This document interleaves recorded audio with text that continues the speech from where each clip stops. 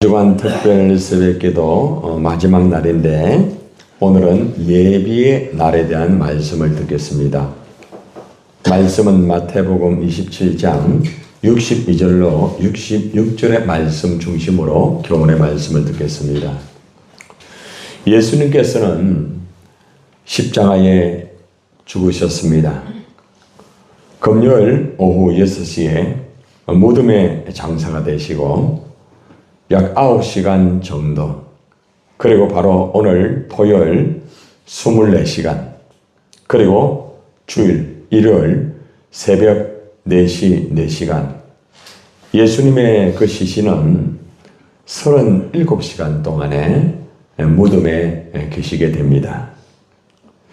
아마 이때 흩어진 제자들의 마음은 어떨까요? 이제는 다 끝났구나.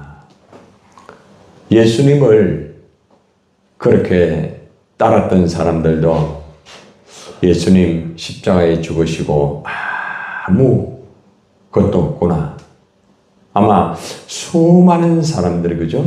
아마 절망하고 어떤 사람은 아마 포기할 수 있는 그런 모습일 수 있습니다. 무덤 속에 계시는 예수님처럼 우리는 살아가면서 사실은 마치 예수님이 무덤 속에서 끝난 것 같은 그런 마음을 가질 때가 없잖아 있을 때가 있을 겁니다. 모든 것이 다 무덤 속에 들어간 예수님 같다. 예수님 살아계시나? 하나님 살아계시나?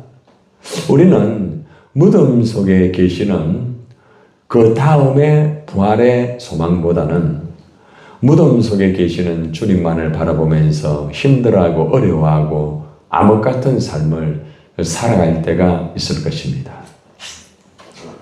종교 지도자들은 사실은 무덤 속에 계시는 예수님을 이렇게 보면서 끝없는 두려움이 그들에게 임하였습니다. 사실은. 왜 그런가 하면 예수님이 평소에 3일 만에 반드시 부활한다. 내가 죽고 나면 반드시 부활한다는 말씀을 전했습니다. 그래서 로마 병정들이 예수님의 무덤을 이제 지키게 됩니다. 혹시나 예수님이 다시 살아나지 않을까, 그러한 것도 있고, 또 한 가지는 혹시나 제 아들이 예수님의 이 시신을 훔쳐가지 아니할까, 다양한 각도에서 염려가 있고 또 그들의 마음은 많이 힘들었습니다. 결국 유대인들은 십자가상에 예수님이 부활할까 봐 철저하게 경비를 두고 지키게 됩니다. 오늘 이 말씀을 통하여서 우리는 예수님은 그 무덤 속에서 예비하고 있다는 거죠. 하나님께서 모든 것을 예비하시고 이 과정을 통하여서 우리가 다시 한번 예수님의 그 무덤 속에 계시는 그것과 더불어서 절망하는 사람이 있는 반면 또 그래도 나름대로 소망을 가지고 정말 예수님의 그 장사에 대해서 그래도 준비하고 진행하는 사람들, 다양한 사람들이 있겠죠, 그죠?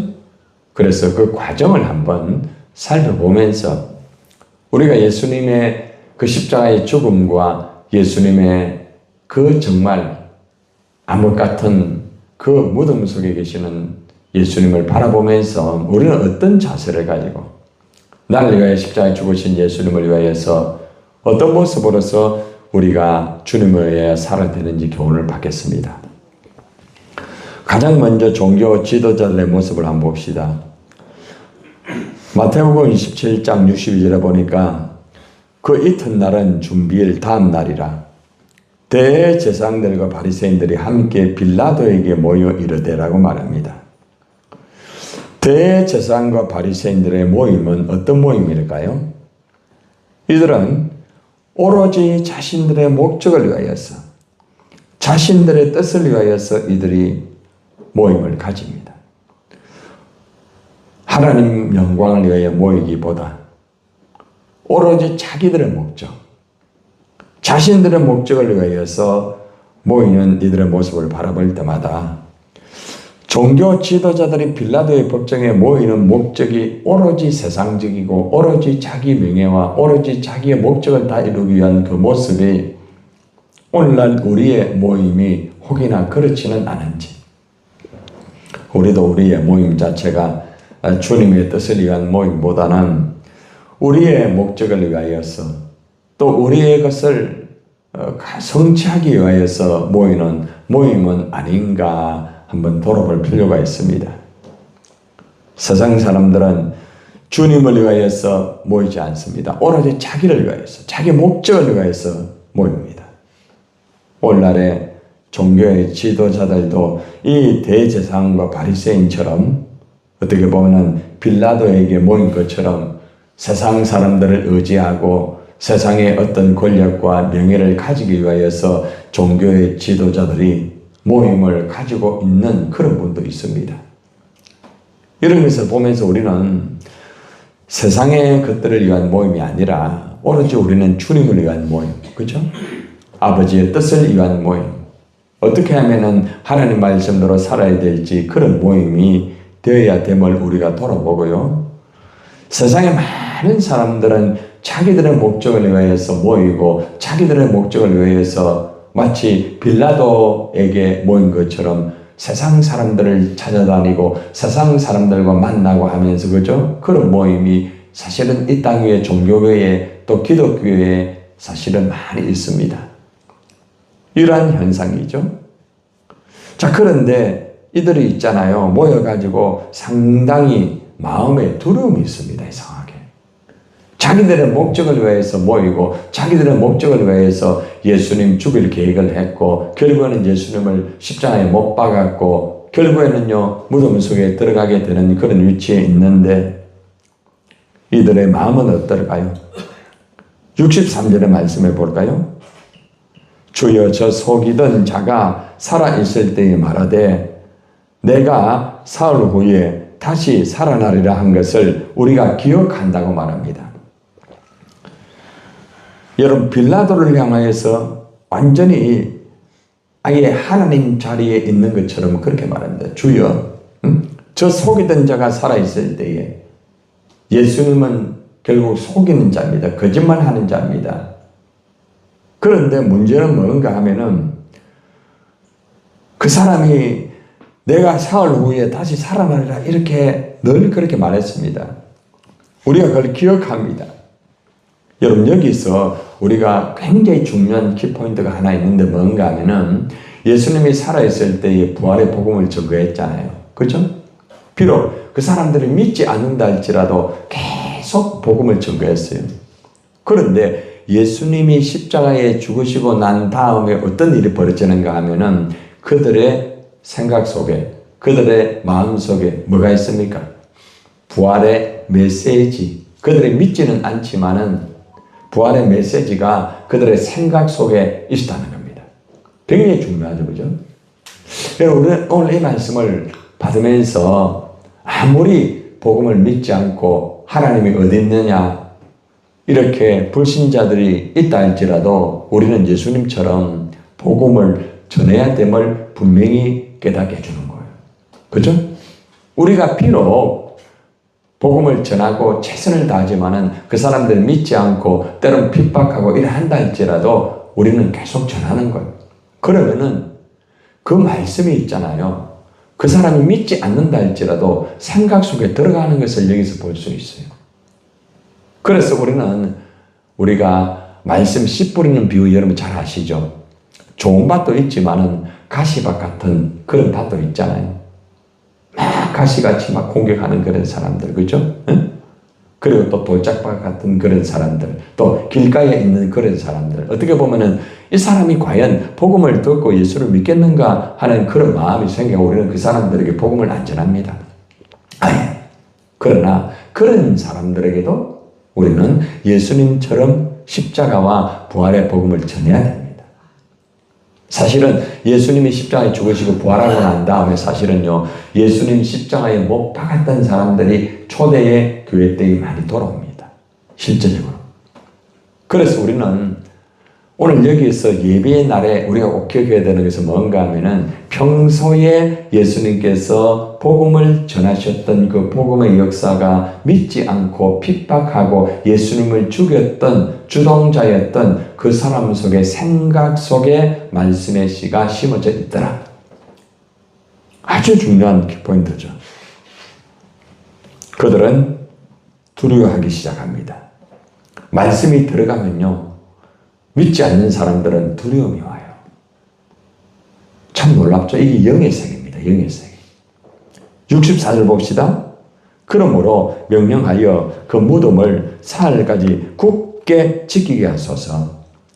그의 제자들이 와서 시체를 도둑질하여 가고 백성에게 말하되 그가 죽은 자 가운데서 살아났다 하면 후에 속임이 전보다 더 클까 하나이다. 이들이 지금 믿지는 않아요. 사실은. 그러나 믿지는 않지만은 아직도 백성들의 그러한 흐름을 두려워해요. 굉장히 힘들어요. 여러분, 여기서 우리가 아주 중요한 영적인 키포인트를 깨달을 수 있어요. 하나님의 복음을 전해놓으면 있잖아요. 그 복음이 그 사람 속에 들어가서 그 사람들 믿지 않는다 할지라도요, 믿는 사람들의 그 역사, 믿는 사람들의 확산, 하나님의 그 역사를 세상 사람들은 두려워할 수밖에 없어요. 이게 영적인 세계입니다. 그래서 우리는 끊임없이 복음을 전거해야만 되는 것입니다. 자, 이렇게 두려워하고 힘들어하고 혹시나 제 아들이 예수님의 시신을 도둑질하여 가지 아니할까, 그 다음에 또다시 이 문제가 확산이 되어서 참말은 아니지만은 거짓말로 만약에 예수님이 살아났다고 하면은 이 군중들이 더 일어나게 되고 결국에는 우리들이 더 힘들게 될 수밖에 없다라는 것, 이러한 두려움에 붙잡혀 있었기 때문에 무덤을 철저하게 지킵니다. 자, 드디어 이제 이러한 일들이 벌어지면서 군사와 경비를 동원해가지고 무덤을 이제 지키게 만듭니다. 65절, 66절 보세요. 빌라도가 이르되 너희에게 경비병이 있으니 가서 힘대로 굳게 지키라. 여러분, 힘대로 굳게 지켜라. 인간의 방법을 가지고요, 예수님 죽이고 다 그렇게 했으면 다 된 것 같은데요. 예수님 십자가에 죽고 그 다음에 무덤 속에 들어가고 난 다음에 어떤 일이 벌어지는가 하면 이들은 두려움에 사로잡혀 가지고요, 자기들의 힘을 가지고 아직도 자기들의 위치를 지키기를 원하고 아직도 그러한 자기들의 목적을 이루기 원하는 참으로 악하고 참으로 어리석은 인간들의 모습을 우리는 볼 수가 있습니다. 여러분, 사실은 이 빌라도의 모습이 세상 사람들의 모습이고요, 세상의 정권을 가지고 세상의 힘을 가지고 있는 사람들의 모습이라는 것을 우리는 알 수가 있습니다. 결국 빌라도의 말에 의해서 66절에 보니까 그들이 경비병과 함께 가서 돌을 임봉하고 무덤을 굳게 지킵니다. 굳게 지킵니다. 자기들의 목적을 위해서 철저하게 지킵니다. 세상 사람들도 자기들의 목적을 위해서 얼마나 자기들의 위치를 지키기 위하여 수단과 방법을 가리지 않는지 우리는 알고 있잖아요. 여러분, 오늘 우리가 이 말씀을 들으면서 우리를 한번 돌아봅시다. 우리는 우리의 힘과 방법으로 어떤 문제를 수습하고 우리 인간의 방법을 가지고 막으려고 하는 이 빌라도의 모습은 혹시나 없는지, 우리에게도 그럴 수 있다는 거죠. 그죠? 우리가 살아가다 보면은 우리 입장에서 하나님 말씀대로 살지 못한 문제가 일어났을 때 회개하고 바르게 돌아서야 되는데 그래 하지 못하고 인간의 방법을 가지고, 그죠? 막으려고 하는, 숨기려고 하는 그러한 모습들이 일어날 수 있다는 것입니다. 자, 이제 시간의 타임을 한번 바꾸어 봅시다. 이러한 예수님의 십자가와 예수님의 죽음을 통하여서 아리마대 요셉과 니고데모의 헌신이 있습니다. 요한복음 19장으로 넘어가 보면은 38절에서 2절까지 보면은 아리마대 요셉과 이제 니고데모의 그 헌신의 모습이 나오는데 가장 결정적인 순간에 믿음의 행동을 보이는 사람입니다. 여러분, 예수님이 십자가에 달리신 것이 안식일 예배인 금요일 오전 9시라고 말씀드렸습니다. 그리고 오후 3시에 예수님은 운명하셨습니다. 안식일은 금요일 오후 6시부터 시작해서 3시간도 채 남지 않은 상황입니다. 그런데 아리마대 요셉이 이 시간에 신속하게 움직인 거예요. 신속하게. 예수님의 죽음을 확인한 후에 빌라도의 총독을 만나게 됩니다. 그리고 사실은 자기의 위치를 완전히 잃어버릴 수 있고 자기의 어떤 명예, 모든 것들을 다 잃어버릴 수 있는데 예수님의 시신을 요청합니다. 만약에 그죠? 빌라도가 아니 당신 예수님하고 무슨 상관이 있느냐면서 만약에 그죠? 책망을 하고 또 책망의 차원이 아니라 요셉을 완전히 무너뜨리게 할 수 있어요. 요셉이 이걸 모르겠습니까? 그런데 가장 결정적인 순간에 빌라도 총독을 만나서 담대하게 시신을 요청합니다. 나의 모든 것을 다 잃어버린다 할지라도 예수님을 위하여서 내가 할 것을 해야 되겠다. 참 귀한 말씀이죠, 그죠? 그래서 필요한 물품과 사람들을 불러 모아가지고 언덕을 올라가서 예수님의 시신을 수습합니다. 그리고 다시 동산에 자기를 위한 무덤이 있습니다. 내가 죽으면은 요 무덤에 내가 들어가야 되겠다. 얼마나 그죠? 나름대로 그죠? 많이 꾸미고 자기가 그 속에 들어가니까 어떤 뭐 평민이나 이런 사람이 아니잖아요. 그래서 나름대로 그죠? 준비를 잘 했겠죠. 그런데 자기가 들어가야 할 그 무덤에 예수님을 이렇게 장사 지내게 됩니다. 장사 지내기까지 3시간의 이 일을 다 감당했습니다. 3시간 만에. 그러니까 사실은 얼마나 이 아리마대 요셉이 아주 신속하고 아주 정말 결단적이고 정말 그런 모습으로서 예수님의 장례식을 그죠? 감당하는 이 모습은 우리에게 큰 교훈을 주고 있습니다. 수많은 사람들은 천리만리 다 도망가 버리고 제자들이 사실은 어떻게 보면 장례식을 치러야 되지 않습니까? 그죠? 그런데 제자들은 보이지 않아요. 제자들은 막 도망가 버리면 얼마나 참 힘들까요? 그죠? 그런데 아리마대 요셉이라는 이 사람이 딱 나타나가지고요. 결정적인 순간에 그것도 아주 짧은 시간에 이 문제를 해결하는 거죠. 여러분, 우리도 아리마대 요셉 같은 사람이 되어야 됩니다. 결정적인 순간에, 그죠? 정말 주님을 위하여서 우리가 헌신하고 주님을 위하여서 우리를 드릴 수 있는 그런 모습을 우리가 가져야 된다는 것입니다. 아무리 위험이 있다 할지라도, 아무리 어떤 것을 혹시나 잃어버린다 할지라도 주님을 위해서라고 하면 주님 날 위하여 십자가에 죽으셨기 때문에 주님을 위해서라고 하면 내가 위험을 각오하고 신속하게 헌신하고 결단하겠다. 이것이 아리마대 요셉을 통한 아주 중요한 예배의 날의 교훈입니다. 자, 그리고 니고데모가 등장합니다. 39절입니다. 일찍이 예수께 밤에 찾아왔던 니고데모라고 말합니다. 여러분, 니고데모 아시죠? 니고데모는요, 예수님에 대해서 굉장히 궁금하였고 예수님 같이 귀한 분을 만나가지고 뭔가를 새롭게 얻기를 원했지만 예수님 말씀을 이해를 못했어요.